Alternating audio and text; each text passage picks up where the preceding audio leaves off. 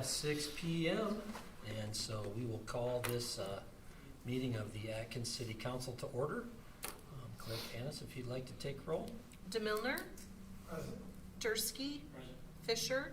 Present. Rolando. Present. Stolen. Present. All accounted for. We'll move to the Pledge of Allegiance. Pledge allegiance to the flag of the United States of America and to the republic for which it stands, one nation, under God, indivisible, with liberty and justice for all. All right, thank you. We'll move on to item number 2, approval of the agenda by the City Council. Make a motion to approve. Second. A motion and a second. Any discussion? All right, voice vote. All in favor, say aye. Aye. All opposed, same sign. Okay, item number 3, citizens' opportunity to address the council on any items not on the agenda. In conformance with Iowa Open Meetings Law, no action or deliberation can occur on the items presented during the citizens forum. Please walk to the front, state your name, and address the subject of your discussion. And speakers are encouraged to limit their comments to 3 minutes. Anyone? Okay, seeing none. We will move on to nothing under unfinished business, nothing under new business. So we'll go to item 6, the first reading of ordinance number 238, an ordinance amending the Code of Ordinances to the City of Atkins, Iowa, by amending provisions pertaining to meter costs. And Administrator Flory will review that for us. Yep, thank you, Mayor. That's just the first reading, as the Mayor indicated, of this ordinance. One thing the clerk and I were looking at, of course, we're looking at opportunities where we can, in a manner of speaking, run the, in this case, the water department a little more in a business-like manner. And we're currently on new home construction supplying water meters to those new homes. So this change would be for every new home that's constructed, the homeowner, the builder, would have to pay for that meter to put it in. And it's about, around a $350, $400 item there. So again, just helping our budget along a little bit. It just passes that cost on to building the home rather than all the ratepayers. So, and that's a pretty common practice for most cities. So. Did you standardize one? Yep.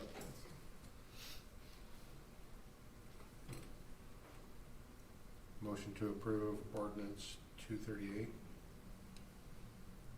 Second. We have a motion and a second. Will there be any further discussion? Okay, we'll have a roll call vote since this is an ordinance. So we'll start with Dave Fisher. Aye. Jeremy Rolando. Aye. Kevin DeMilner. Aye. Trevor Dursky. Aye. Bob Stolen. Motion carries. So this will require 2 more. Correct, yep. So we'll have the second reading at the February 24th meeting and third reading at your first meeting in March. Very good. Moving on to item number 7, the City of Atkins fiscal year 26-27 municipal budget discussion. And again, reviewed by Administrator Flory. Yes, thank you, Mayor. Council, run through these items here with you real quick in your packet. We'll continue to kind of work through this presentation, so we've got quite a few more meetings before the budget has to be finalized. So I'm just putting this in here as kind of a work in progress. There's a few edits that we need to make to it. We'll probably add a few more slides to it before we have our final budget presentation, which I think we have set for the April 24th meeting, if I recall from our schedule. So I think on our schedule, just to probably run through that real quick. So we're on the February 10th meeting, so we'll do another review. We had a review at the last council meeting. On the February 24th meeting, we'll set the date for the special budget levy hearing, and that will be on March 24th. That we'll have that hearing. Then at the meeting on February 24th, we'll also hold the budget amendment hearing on the fiscal year 26 budget amendment. published notice on that in the newspaper on February 18th. So then we got March 10th. I'll review that final proposed budget again. Then on March 18th, we'll publish the notice of the proposed tax rate levy in the hearing in the paper. Then March 20th, the county auditor mails out those, you're familiar with those, that we got those last year, the truth in taxation statements. So then we're back on the meeting on March 24th, where we hold that budget levy hearing. That has to be at least 15 minutes prior to the regular council meeting, so we'll have that at 5:45, and then have the regular council meeting at 6. And then at the regular council meeting on the 24th, we'll set the date for the hearing on the full budget, and that's April 14th. Notice gets published either the 1st or the 8th of April. Then on April 14th, we'll hold the budget hearing. So we'll do another review. We did one last week, or 2 weeks ago. We'll do another little budget review here tonight, but we've got probably at least 2 more meetings where we'll probably be talking about budget, maybe 3 more meetings. So just kind of letting you know we're still kind of working through things, so intend to keep improving this presentation. So just looking through that you had in your packet, just again a cover sheet, just kind of walk through that real quick. Cover sheet, prepared a goal statement, again just indicating the budget sets forth a prudent plan for the upcoming fiscal year, outlining strategies to sustain our investments, hold our current obligations, address the needs of an expanding population, and enhance long-term financial well-being. Our mayor, city council, and city staff are dedicated to maintaining a budget that is transparent and easy to comprehend. I've heard Brian mention that many times, so probably that from you, sir. The next page is the elected official sheet, just identifying who we have as mayor and council. Next sheet, just a page of identifying who all of our city officials are. Items that influence the budget development, obviously different goals and priorities we have. Property valuations, and we'll talk about those here in a minute as we kind of roll through some of the slides. Water system improvements is really another big item for us. That's really the marquee, the centerpiece of this proposed fiscal year 27 budget, is to start making water distribution system improvements. So we're putting resources behind that. We obviously have to deal with levy rate restrictions that are imposed by the state legislature, so that's part of the influencers that we have for this budget. Staffing and labor cost, the department budgets that are submitted.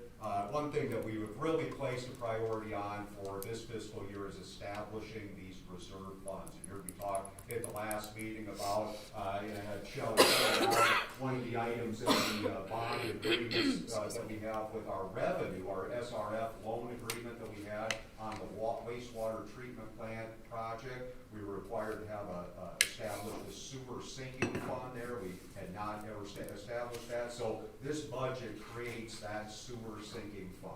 So part of it, so it's an expense, but it's a movement of money from the sewer revenues to a sinking fund. So it's a very necessary thing. And then when it comes time to pay off that debt, we'll have that final year of payments for both of those SRF funds in the bank and able to pay that off there. So, and again, positioning us where I hope to be for fiscal year 28, which is a lowering of that debt service fee.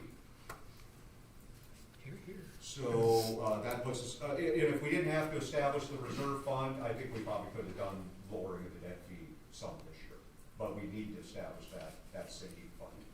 In fact, I'm surprised the auditors, Shelley and I've talked about that many times. I'm surprised when the state was doing their audit last year, I'm surprised they did not mention that. I mean, there's even date specific in There the is. proceedings that Yeah, tell you yeah, you must so- have it established yeah, by so- sometime. It was 2016. Yeah, so we had the state auditor do like the last 3 or 4 audits. I'm just surprised they haven't mentioned that. And then last but not least, again, I think preserving Atkins, and we'll get into this in the future slides here, are very low and competitive tax rate. And again, the goal being to lower that further gives us a real competitive advantage versus the peer communities in Benton County, but in particular the Cedar Rapids MSA area. When we talk about our rate versus North Liberty, Tiffin, some of these other, we want to stay very competitive and makes us an attractive place for people to live and want to do business here.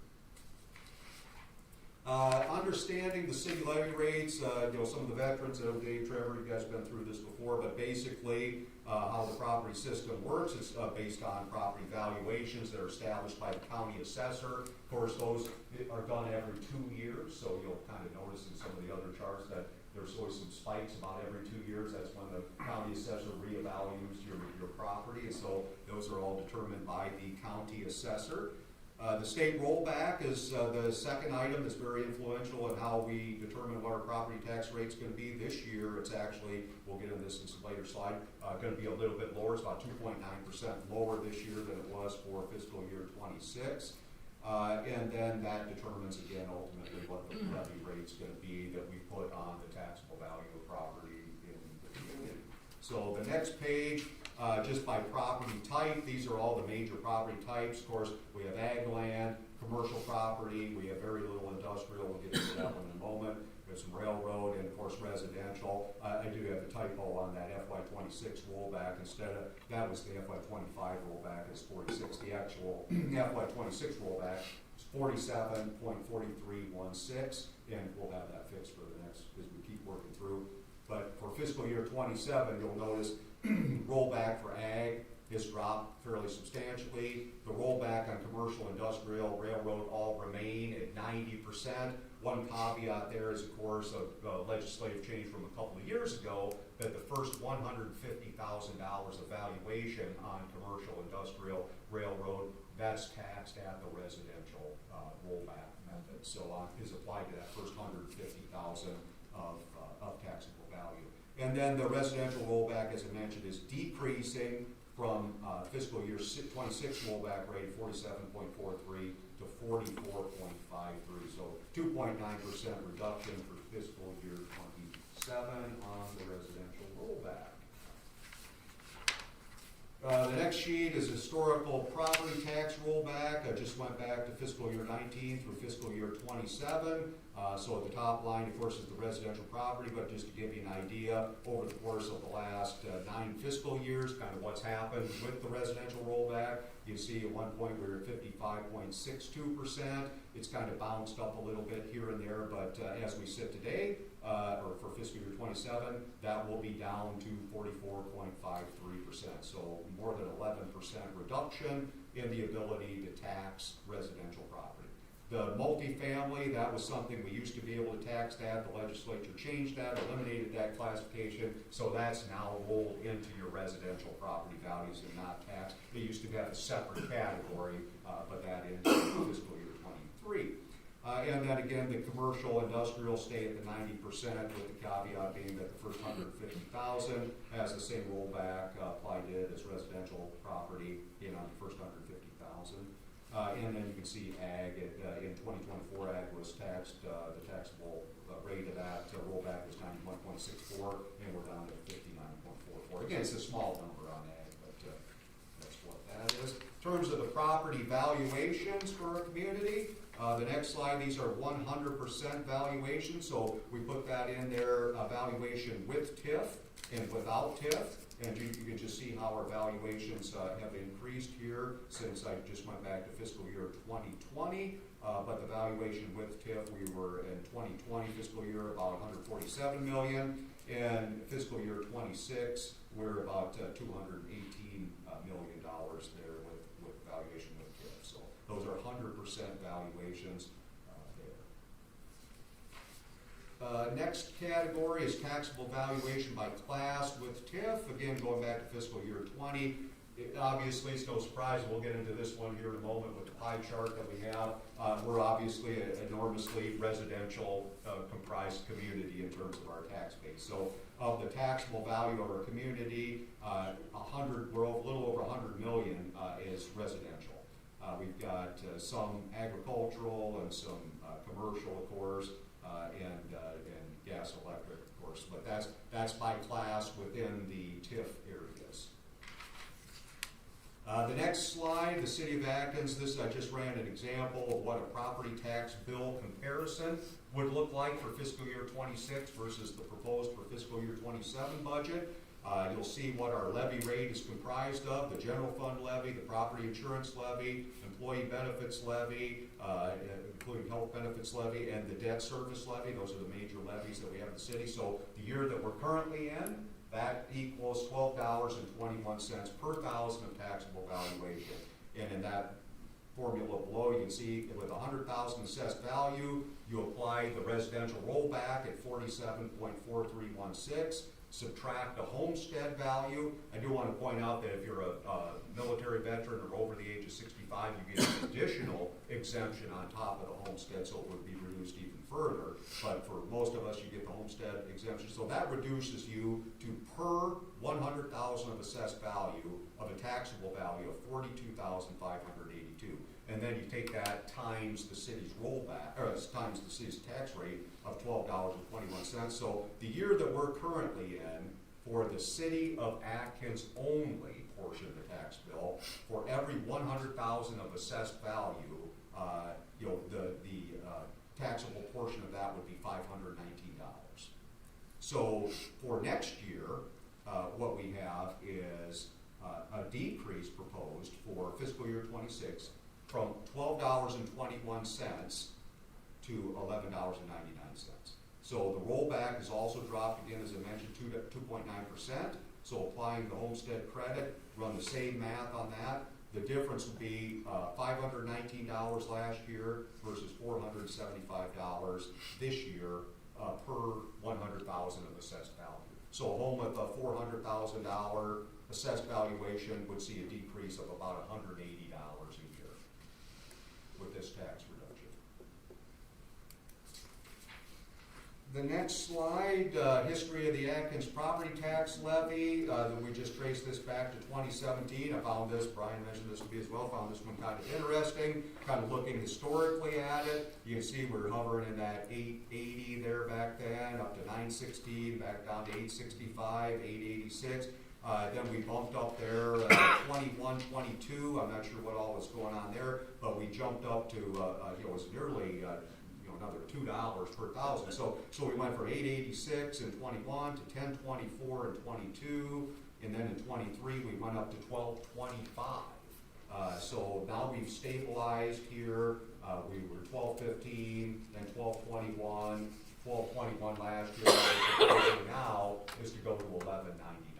So we're going to have a period of 5 consecutive fiscal years where we've been either at 1225 or lower for 5 consecutive fiscal years. So I think, and Bob shares these with me from time to time, but the Iowas for Tax Relief, they'll kind of do these analyses of communities and try to suggest maybe they're overtaxing, that kind of thing. I think ours is influenced by the fact it's like on your insurance claims. When you have a bad claim and the adjusters go back a certain number of years, until you lose that claim, your renewals look kind of ugly, and then when it falls off, they look a lot better. So I think for Atkins, we're moving further away from these years where we have these large tax rate increases to a period of stabilization. So I think when they do those analyses in the future years, we're going to look a lot different than we look today, because we're going to have 5 consecutive years of very stable tax landscapes. So that's the history of the tax levy there. The next sheet is area cities by tax rate. Of course, I don't have fiscal year 27 for those communities. We have fiscal year 26, which is the year we're in now. But you can see where the city of Atkins is currently at $12.21 versus many of our peers. You can see Belle Plaine at nearly $17 per thousand. Vinton is up there quite a ways too at $15.69. But we're at $12.21. We're in a very good competitive range there with other communities like Tiffin, for example, Ely, definitely in that neighborhood. Marengo, they're way up there. But just to give you an example of Center Point's up a little higher, just an example of what some other communities look like. I know Center Point's lowering theirs this year as well. The next one, I have to make some corrections on this one. I'll read these to you on the city's tax rate. I accidentally wrote the school tax rate on those, which is considerably high in some cases.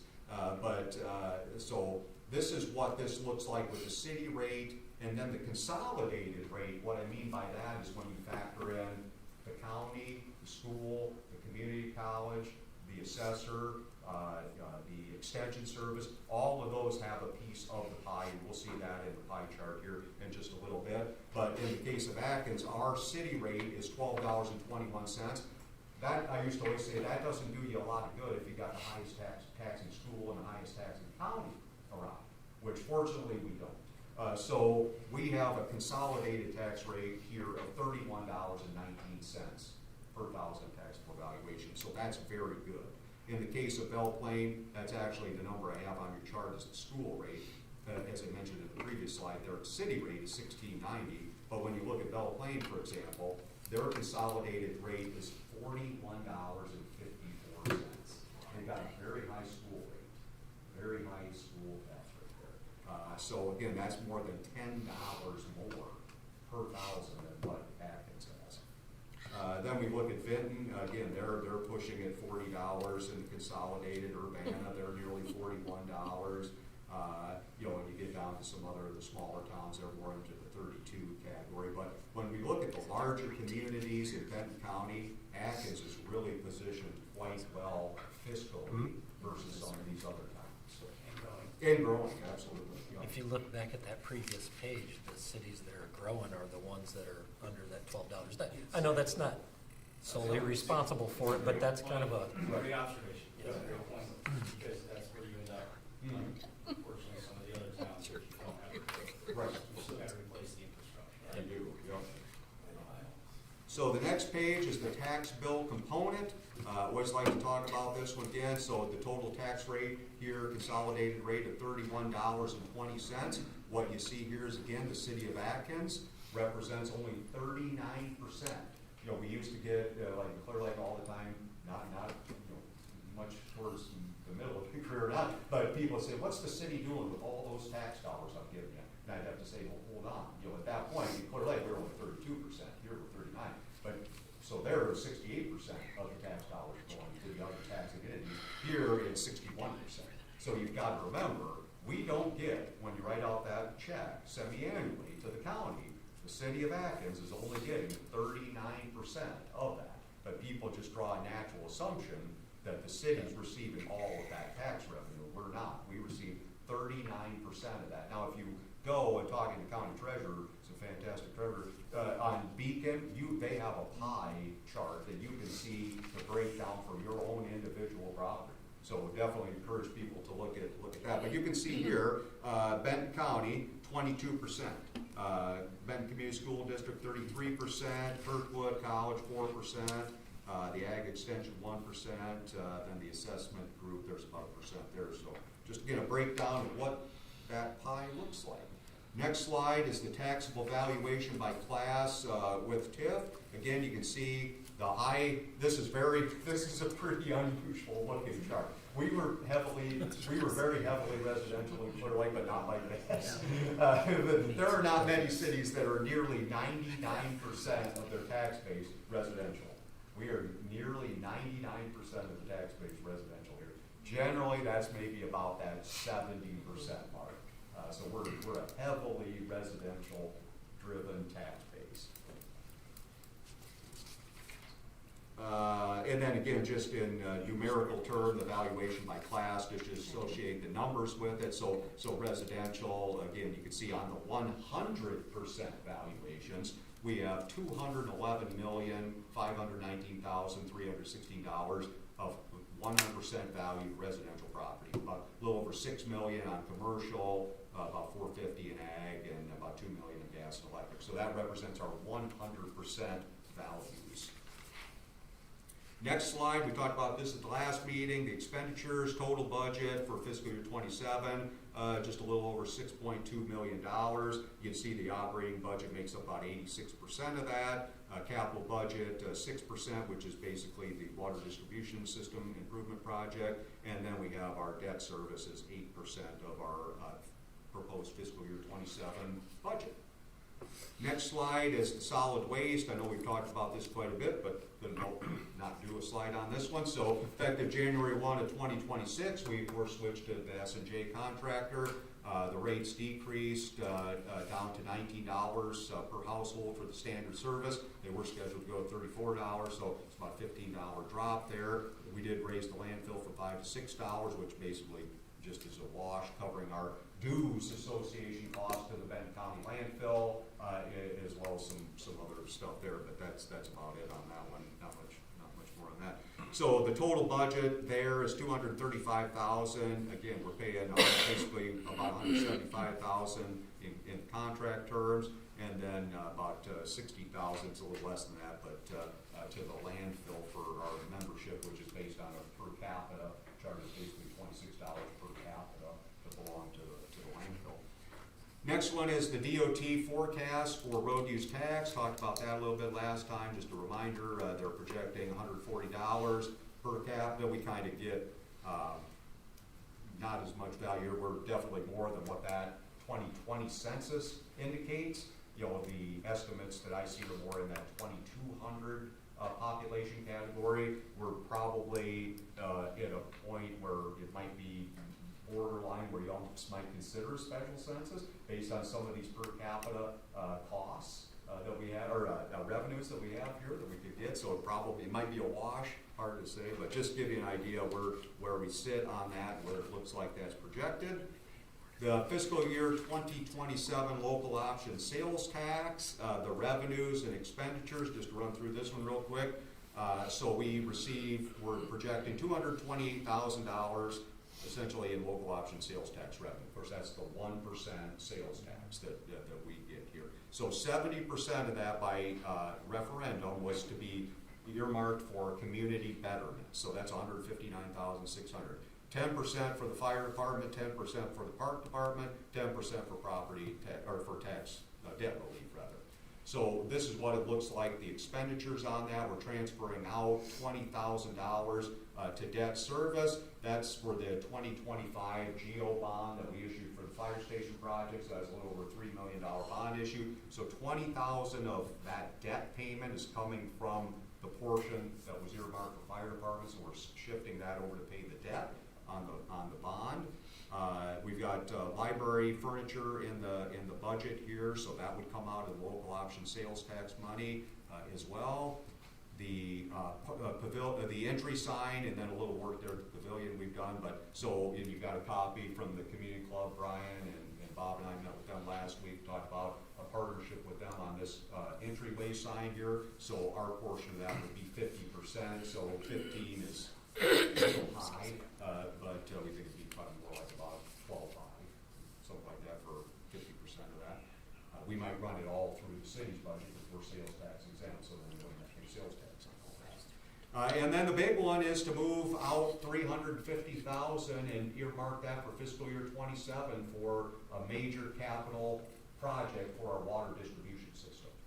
And we'll have to, again, RFP out the engineering, get that started, hire the engineer, and go through the process to talk about which area of town we want to concentrate on. So there'll be a process, but what I'm doing here in the budget is saying that we're taking the position that we're going to spend $350,000 this year, and probably a similar amount next year on a major water distribution system improvement project.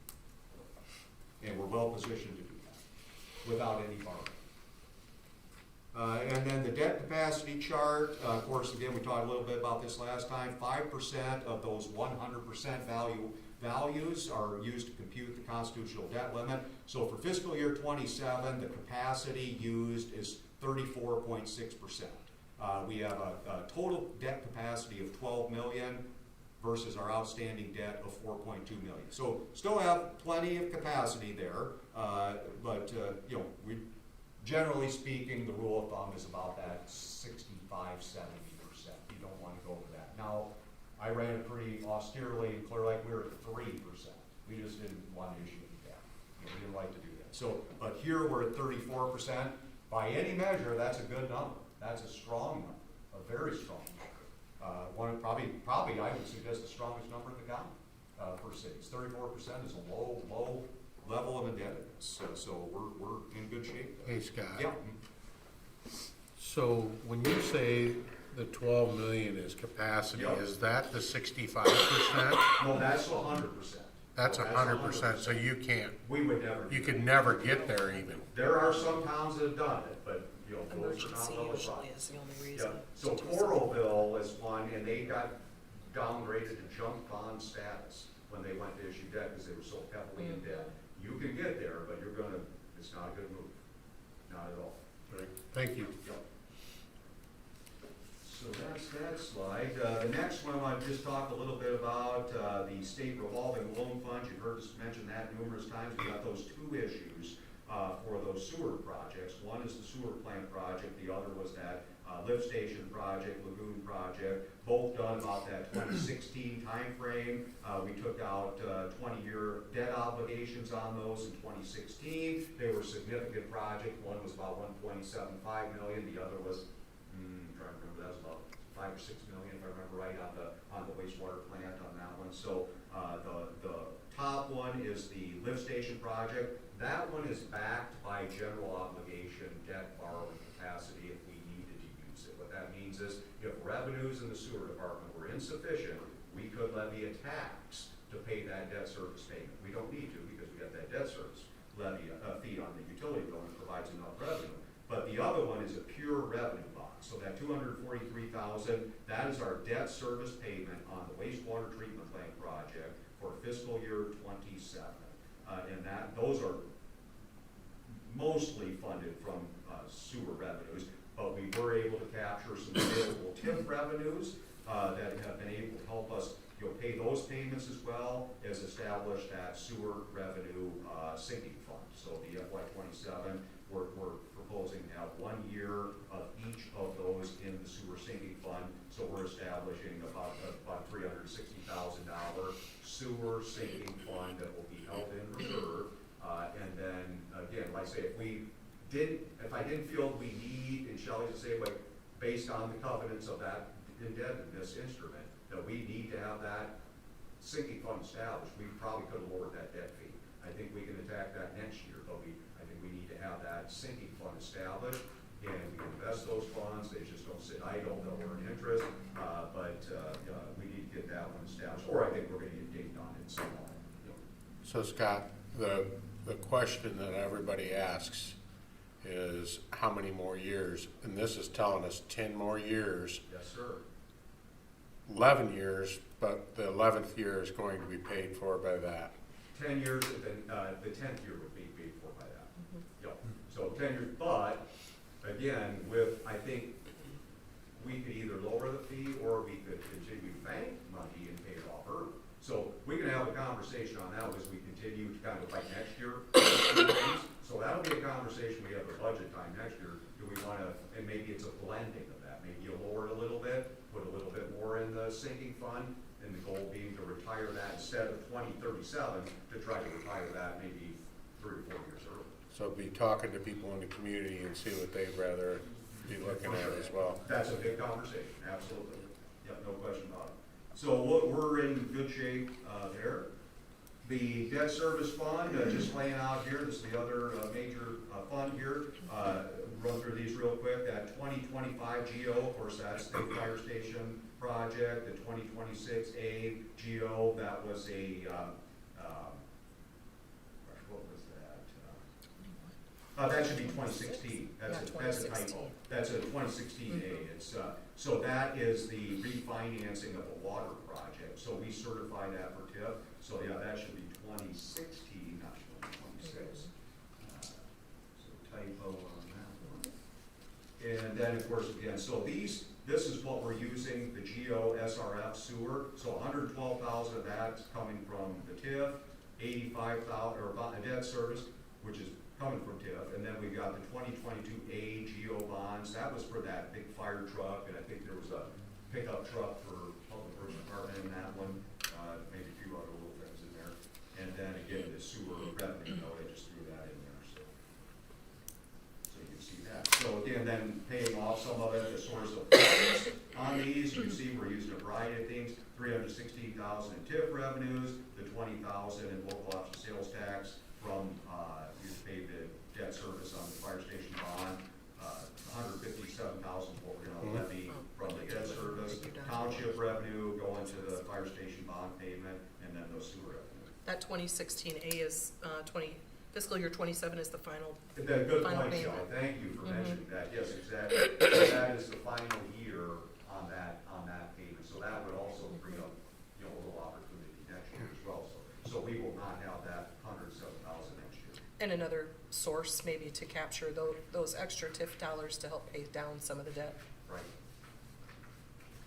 So that's a quick walkthrough of that. Trying to see what else we got here. So as we mentioned, we're going to set the date for the public hearing. We'll do that at the next meeting. Isn't it the next meeting, we'll set the date for the public hearing on the fiscal year 26 budget amendment. I did want to mention a few things on that one, just as a refresher. If you recall, when we did the budget, we had anticipated that a larger amount of the expenses for the fire station would come in fiscal year 25. Well, they didn't. They come in fiscal year 26. So it looks a little ugly because of how the shifting of all that happens. And there's just a lot of those kind of situations. But the bottom line looks very good. But I just wanted to look at that real quick here. So when you see this notice, you'll get it in the packet the next time. So like, for example, on the revenue side, there's a $255,000 on the transfers. We had anticipated making a transfer from sewer to debt service, and that didn't get done in 25, so we actually made it in 26. Should have been done in 25, so that should up. And then, let's see, we added up the expense for the fire station utilities, since we'll be occupying that for a portion of this year. We didn't have anything in fiscal year 25 budget, or fiscal year 26, so we've added a little bit there for what we anticipate some utility usage on that one. The culture and recreation. Here, the big one is the welcome sign, so we're showing the whole project running through the city, where it would only be 50% paid by the city with local option money, but in order to get the exemption on the sales tax, you can front to us, we would have to pay 7% sales tax on it. So that is included in there.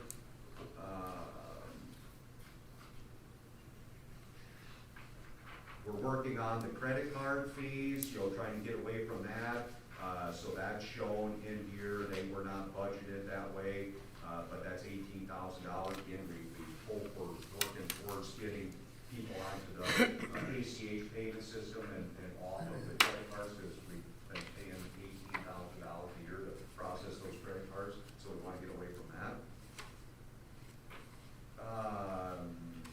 What else do we have here? Yeah, the fire station was the big one, obviously. Yeah, that's 1.3 million alone Yeah, and then of the amendment. Yeah, the legal fees, for Stone Cliff out there, some architect fees, the generator was one, we had, this is before I got here, but they bought the generator for the, old water plant, where well number 2 is located. But the city didn't get it done until the very end of the year, which it had to be done because they were using ARPA money, so they need to get that obligated by the end of the year, so it was approved, I think, December of 2024, but it wasn't ordered until like a few months after that, but then the lead time was so extensive on it that it didn't arrive until, after July. I think it was installed in October or something like that. So that's in there. That was originally anticipated to be in 25, didn't happen until 26, so that's like $70,000. Pipe bursting project was another one. That one we thought would start before June, but it didn't. It didn't start until July 1st. It's all done in July, but we had anticipated that would be done in 25. It was all done in 26. So it shows this amendment because those expenses were in 26. Oh, and just stuff like that. So I mean, that's really probably about all I think I got on the budget amendment. In terms terms of the expenses, we've kind of walked through some of that with the budget slides, and we could hit some of these a little more detail. I might want to just hit some of the highlights here, but this is in that blue packet.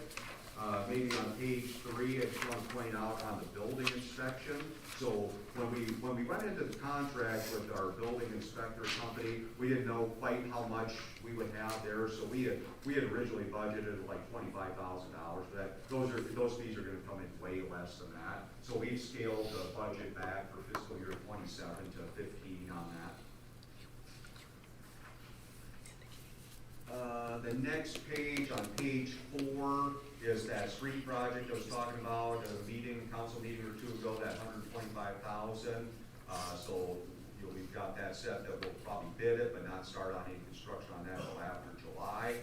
That's kind of a conservative number, the 125. Then just point out the garbage and the recycling on that same page, on page 4, you see where we present a new budget, $175,000 for fiscal year 27 versus the past years. You can kind of see where we're at, how much lower those costs are now. So that's a nice thing.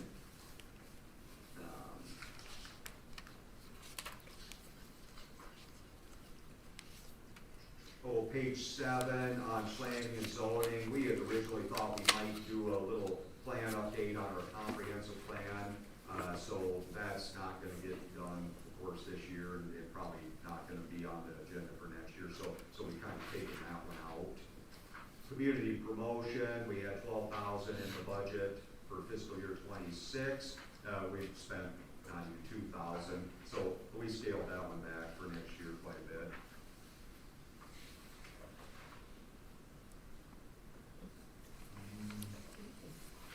Next page, maybe page 9 on legal services. You can see in past years, we had some heavier expenditures on the legal work. This fiscal year, we had budgeted 25. We're just a little over $9,000. So we scaled that back next year down to 15. I think we keep knocking that one down too. Yeah, less and less now. Then the auditing services on page 9. And I think Trevor, you mentioned this one time a while back here. We had run all these other contracts when we had Teresa working with us and Sandy working with us. All of those things, plus our audit and ESG, all these things, they were all being run through the auditing line item for some reason. So we kind of corrected that. So for fiscal year 26, we showed $40,000, and we're going to be pretty close to that with our state auditors' fees. For that fiscal year 25 audit, which we'll pay for in fiscal year 26. But I did pull those expenses out of there, Scott. Oh, okay. Yeah, the expenses for the payroll and other, Yep. they're on page 8. Yep, they're out of there, yep. They're on page 8. Yep. Yep, But under the other professional services. Yep, the auditing services, Mhm. though, the 40 in there, though, that's just our audit for the state audit, right? 40 The 40. on the auditing. So on page Oh, 9. yeah, the budgeted amount. Right. Yeah, Yeah, yeah. so that was- That's just a budgeted amount, though. Correct, yeah, but I think we're probably gonna hit about 34, don't you think, with the state auditor? 33, somewhere in there? I think the 5,800 included the final of the Unless we state got- auditing. oh, maybe we The only got thing that. we'll have now is just Bonsack Okay, bill coming. which is 27, and that'll be a bit high there too. Yeah, There- but we it might, should- we might assume, don't you think, we'll assume some of that expense in fiscal year 26. I think so. Oh, yeah, we'll get billed some, Yeah. yeah. So that's just kind of what we're doing on that audit line. Technology services, I just want to point out on page 10 on that, we're adding a few things here which are great, the cameras. Really enjoy, thank you for the and Pam, thank you for that as well. It's really nice. I mean, we're going to we get the company to get the lot set up and everything, but it's great to be able to monitor kind of what's going on over there the way that we can. We'll be setting up the cameras here at City Hall, and then out in the parking lot, we'll have the parking lot out here. And so for liability is an important thing. So we're really excited about getting those cameras. So we've increased that technology budget a little bit to accommodate the maintenance on those things. Big one here, of course, is the city hall improvements. We put in, $178,000. We just don't know what it takes, a placeholder. But again, that's the security improvements. Got a number of ADA things that we'd like to upgrade as well. The bathrooms need quite a bit of attention, drinking fountains, there's a lot. So we don't know what's going to cost. I'm actually meeting with Garling on Friday morning here, and they've got a person that they kind of work with that I think I can use to maybe draft up what we want to do and put it out for bidding without needing to spend a bunch of money on architects and things. So just put that in there more or less as a placeholder for now. It's security, correct, yep. The guy just highlighted on page 10 there, the township contribution for the debt service period. Maybe going to page 13, Shelley pointed this out. We're going over this a little bit earlier on the snow and ice budget. You'll see there we budgeted this fiscal year $30,000. We've spent $2,100 so far. So we're well under. Fiscal year 25, you might remember that was amazing. You just evidently didn't snow here much at all. Because we spent like $5,000 on snow removal that year. So yeah, we're hoping to beat it this time. So yeah, I'd like to beat that. So, but we put a placeholder in next year for 25. Just know what's gonna happen. Working way a little bit further here.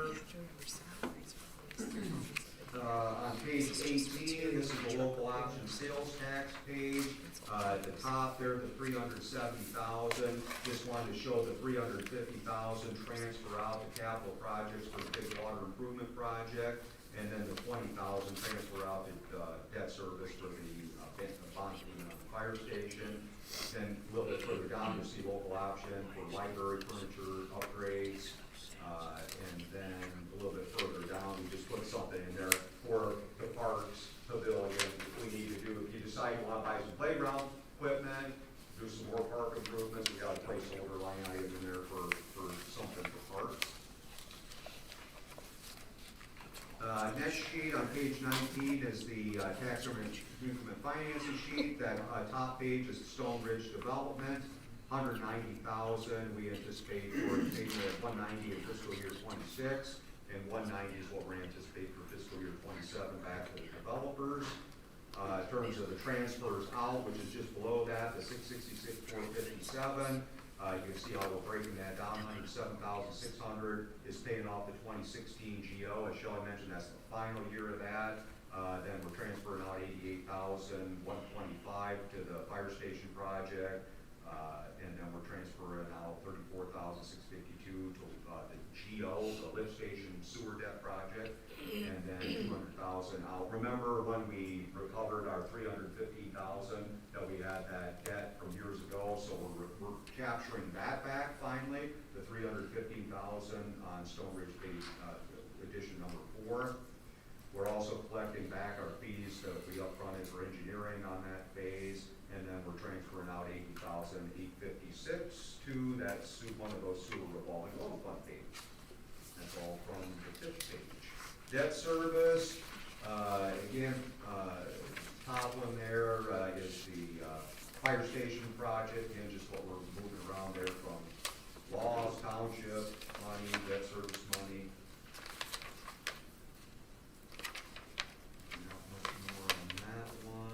The next page again, page 21, you'll see once again the final 2016 AGO payment, paying that one as we have had with you.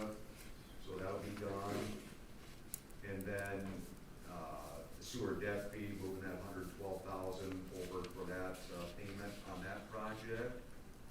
Next page, this is another really good one. We're excited about the fire station capital debt improvement project reserve fund. So you'll see at the top there, we're showing that $375, if you recall, when we issued the bonds for the fire station project, it was more than just the fire station project. We had upfronted a bunch of $375,000 worth of water improvement projects, so that ran water into the red. So part of that bond issue was to recover our internal debt on those water department projects to make water whole for those prior expenditures. So that's what that $375 is there. That was part of exciting thing is for fiscal year 27, you'll see that 356. It's probably not gonna be quite that much. It's probably shooting a little high on my end. It may be close. It may be closer to 300, but I think by the time we're done with the fire station project and we get all of our FEMA money and there's another opportunity for a little more FEMA money, I think we're gonna have a nice little balance there that we're proposing. Again, this is a balanced budget. So when you take that transfer in, because that shows like as an expense, we've got that money, we're moving it into this capital reserve fund for either debt or something, you know, with the building or what have you. That's where that money's going. So that's exciting that we're able to set up that reserve fund. Like I say, fire truck does something, maybe we could use it on that. Debt payment, you retire a year early, you know, something like that. But at least, you know, at least it's in the bank. It's basically in the bank, and we can do something at some point. Next page, the water distribution system project is showing 50,000 for engineering, 300,000 for fiscal year 27. We obviously would anticipate bidding something probably in January of this next year. So I would hope we get an engineer on board this summer, figure out exactly what precisely the project is that we want to do, and get it designed and ready to be bid in January, and then start construction, you know, probably in April. So we have some costs there prior to the end of fiscal year 27, and then again, more money going in fiscal year 28.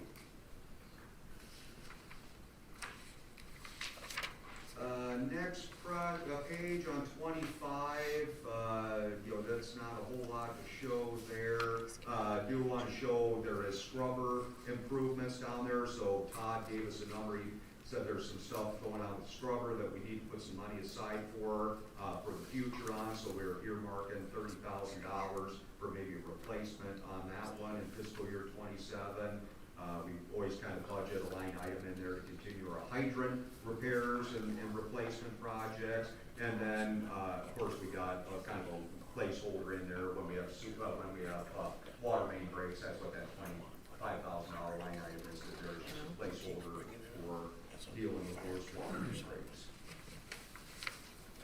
Let's see, page 28, as I mentioned down there at the bottom, I just want to call the attention to that one. We had only, on the pipe bursting project, of course you're all well aware of that one, we finished that one up. But we had only showed 50,000 fiscal year 26, and it actually, almost the entire project ended up being done in fiscal year 26. So there's 106,000 nearly as a budget amendment for fiscal year 26, because it was almost entirely done in that year.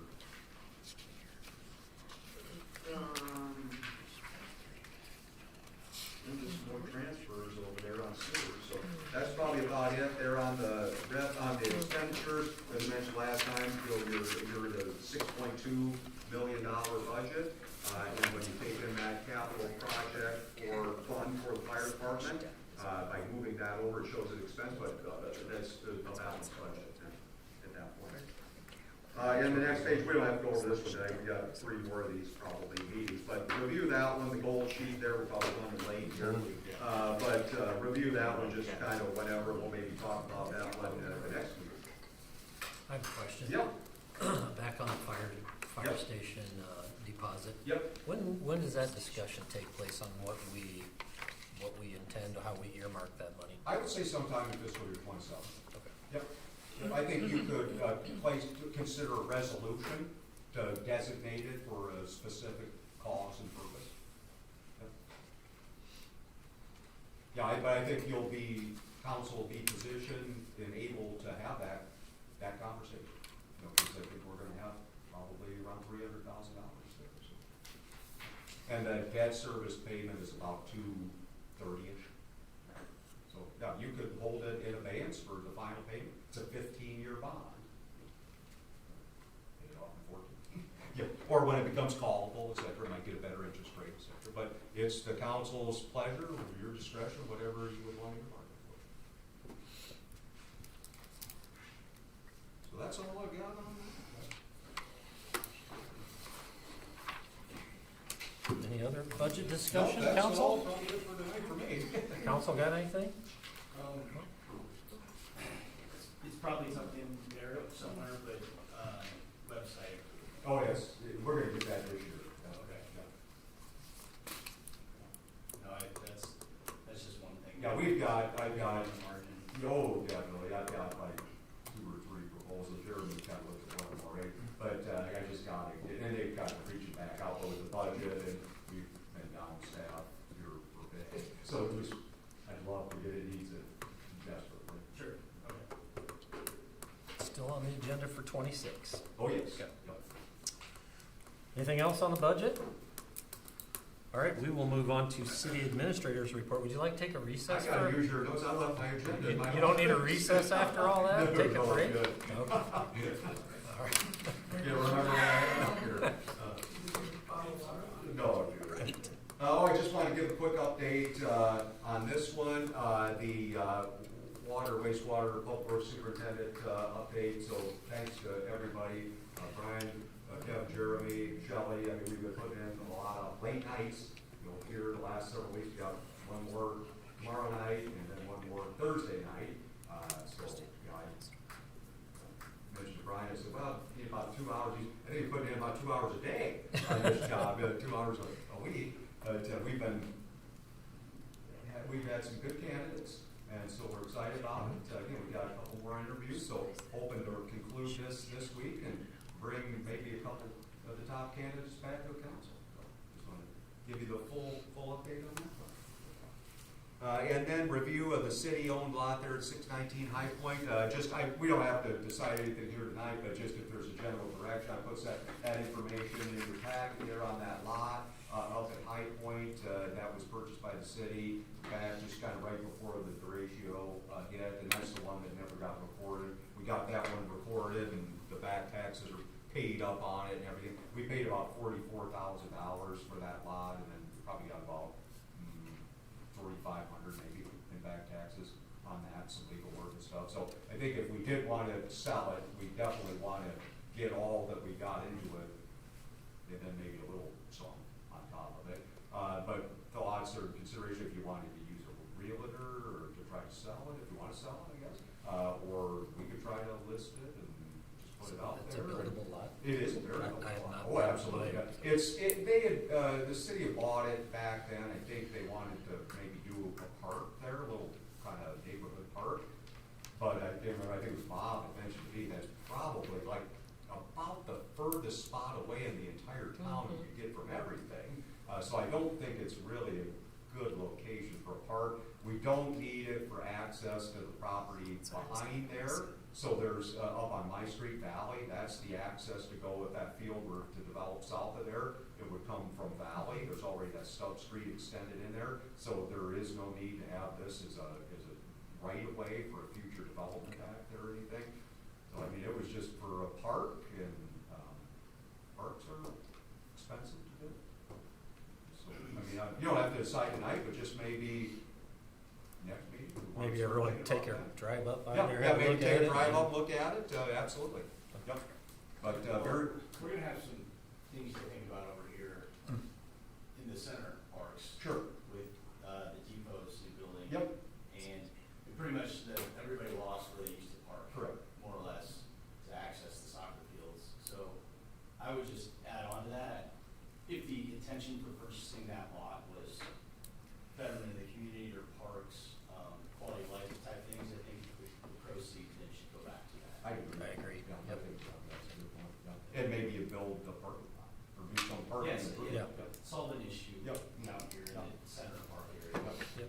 Yep, and Bob and I had talked about you might on, like on, speaking of Davis, well, like on the east side of the park, you might do like some angled parking on that, and this could be the source of revenue or something like that too. So, no, Yeah, a lot of good potential. there. Absolutely. Absolutely, yep. that's all I have. That's all you have. Well, I guess it's my turn.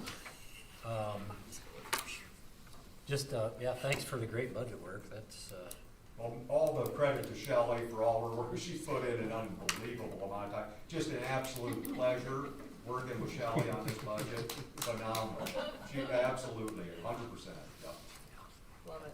I love She it. knows what she's doing, and she's saving us a ton of money. Yep, yep. Very good, responsible budget. Love it. I do, I love it, yeah, thank you. We did, Bob, Scott and I did meet with the community club last Thursday night. They meet the first Thursday of every month, so any citizens might want to partake in that. I would just highly encourage. They need hands. They need help. It's a great civic organization, does a lot of great things here in town. I'm going to go through some of them here because I've been here, 25 plus years, and there's some things I didn't even know that they do. But they want to do a lot more. There's a lot of opportunities in Atkins to get involved if you're that kind of person that wants to get involved and make the city greater. What a great organization to jump into and get involved with. And they can do, there's much more that they can do. They have a lot of good ideas that they want to do. Just need some more people to help carry the weight. So for those that don't know, obviously everyone knows they put on Watermelon Days for us. That's their main fundraiser for the year. And then they take those funds and then they contribute to high school scholarships. They contributed to building the bathrooms down at the soccer field. Some of that money went to enhance equipment at the elementary school. There's an organization called Angel Tree that they do an Angel Tree program at the bank, and they participated and contributed to that. If you don't know what Angel Tree is, go look it up. It's a great operation. Do many holiday food donations, post-prom donations. They put on the Christmas light competition here in town and pay out. Yeah, that's on my list. Yeah, that's one that not everyone knows. They put on the Halloween dance party. They've put on the Christmas parade. They participated and made a donation towards the new tables and chairs at the Legion. Bought a new stove in the pavilion down here at the soccer fields.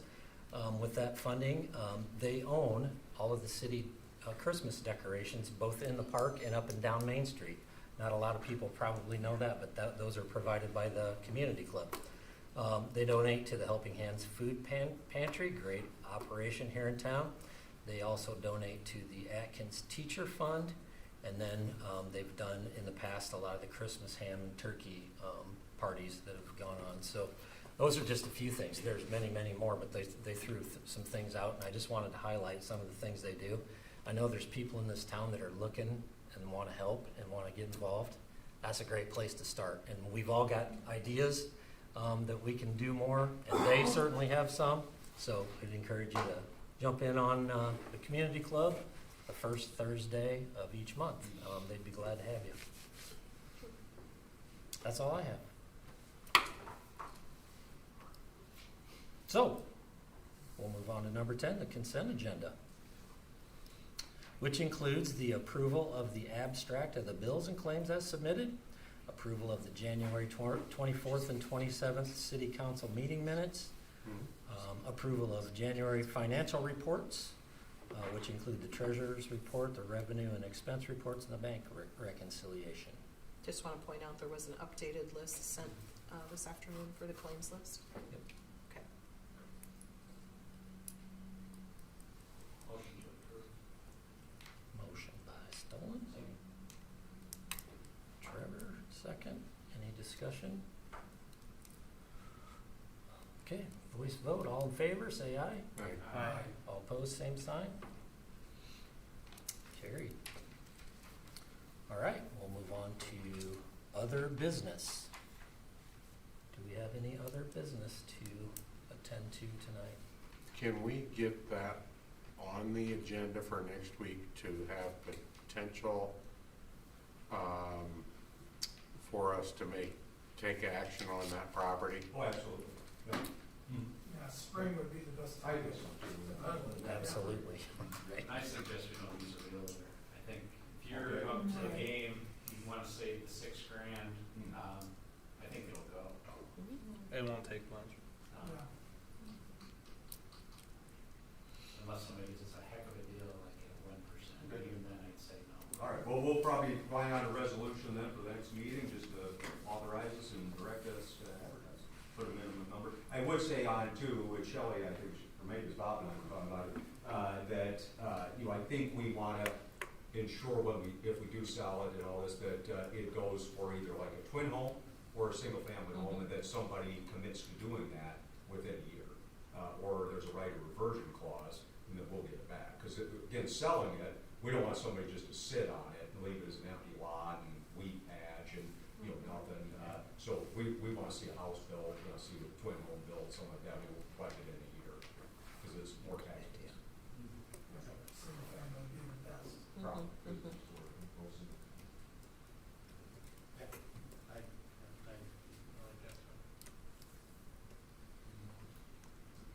I just want to remind, former Sheriff Kenny Copenhagen passed away. Next weekend is his service down here at the church.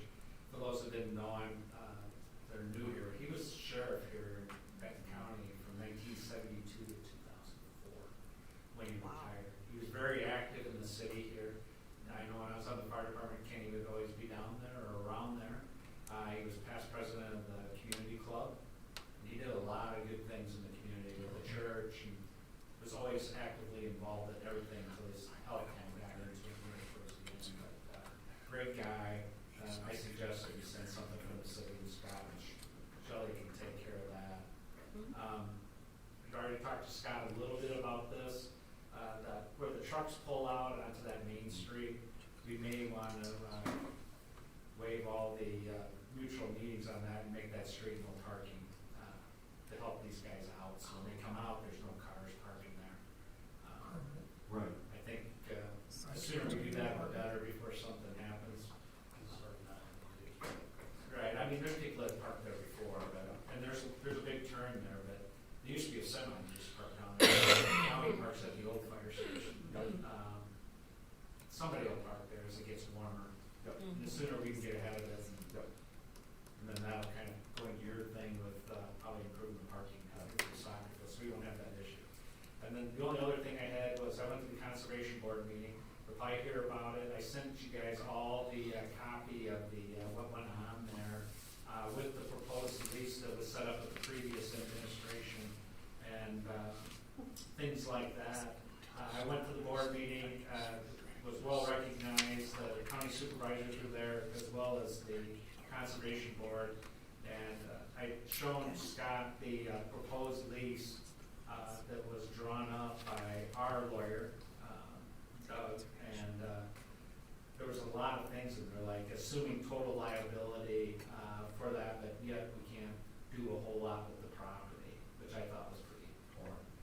And my recommendation to Scott was, I say, hey, this thing needs to be cut off at the legs probably. And then Scott goes, well, if we're gonna do that, why don't we just pursue the property and see if they'll transfer the property to the city of Atkins. So, kind of caught him off guard a little bit up there, which is good, because I'd rather be on that end than the receiving end. I got up and I told him, I said, well, this and that. At this moment, the city of Atkins doesn't want to do that lease. With the county, there's a lot of things to be done on the east side of that trail yet. It hasn't, they got to finish out their FEMA funding, which will be done in September, so they get reimbursed. They're going to plant 250 to 500 more trees up there. There's a lot of work to be done on the side behind the homes back there. I'm going to get the conservation guy that's in charge of the roundhouse that does this area in the south area. I'm going to get him in here with Scott, so when they do come down here to take out some of those weeds and get digging back there, to kind of give a heads up to the homeowners. They're on their property. They're not going to be on private property. They're on county property, and it needs to be done to be compliant. But back to looking at that property as a city property, that'll come back to Scott and the council and Doug if that's something we want to pursue. I got pretty much the impression that they would almost give that away. They just can't do much until September. They're kind of getting out of the business of like this type of property for conservation. They might focus more of their monies on the parks and things like that. They like the idea of the trail. If we were to advance that and connect the west end, which, oh, by the way, is city property trail, and connect those two, and then we can coordinate with Lynn County and maybe get some business downtown on bicyclists. But they gotta get some improvements done to that trail. I took Scott out there to walk it. it's pretty ruddy, you wouldn't wanna ride your bike on there. I mean, you can't push the stroller, you can't do much, it's all wood chip. It's just, people don't wanna run on it. That was a comment made at the community club. They're scared to run on it because it's kind of rutted, and those chips will kind of make you unstable, and somebody will go down out there. Do we move to the west already? What's that? Do we move west already? That's a city property. They don't have nothing to do with that at all up there, the conservation board. There's a lot of opportunities there. There's opportunity to do Yes, some yeah, stuff. yeah. You know, I said, we could look at, believe it or not, there's 80 acres that's out there to the county line. And that's a lot of property to maintain, okay, which is a problem. We don't have the horses to pull that cart. I said, we'd be more interested in that trail, and then you guys want to talk 10 feet on each side of the trail if it was paved and done and ready to go. That may be something we could look at. But if they kind of alluded to, they would almost give us the whole thing without any covenants on that property. So if we wanted to sell X, Y, Z and they didn't care, we could do that, but still keep the trail part. That, if you look it up on Beacon, that big chunk of land is about $1.1 million, and then there's two other smaller parcels for about 200,000. They go up just up, they kind of go chopped up a little bit. So it's just be aware. Somebody asked you. We had two people from Atkins in the crowd. One former elected official, and there was another guy that had lived here for years, and then he's up there and he helps out with the county. So it'll probably get around that the city's trying to snoop around on the roundhouse. But we'll see how that goes. I just want to make everybody aware you got everything that I heard and said, and run the track. What else would be taken? Yeah, I mean, they got, I mean, there's a lot of weeds, I mean, there's a lot of stuff you gotta do, and it's a lot of work. But the trail part, if we just had the trail, and about 10 feet inside, we dump some garbage cans, run the cart down there, and make sure it's clear. And then we would take ownership of any runs, bicycle rides, and things like that, which is more useful for us. And we wouldn't have to go Mother May I to the county every time we wanted to do something. I did ask about the signs that the community club talked about. The community club wanted to do historical signs for the roundhouse. There's grant money for that. I found out today, Shelby got back to me, who's the director up there for Benton County. So I turned the community club loose on her. And then let them sort it out. If they want to come to us and ask for money, that's a whole other issue. But I think they can work it out with the county to put roundhouse signs, historical signs, whatever they wanted to do that they spoke about. So that's all I have. I just want to make you guys aware of it. Thanks, Bob. Yep.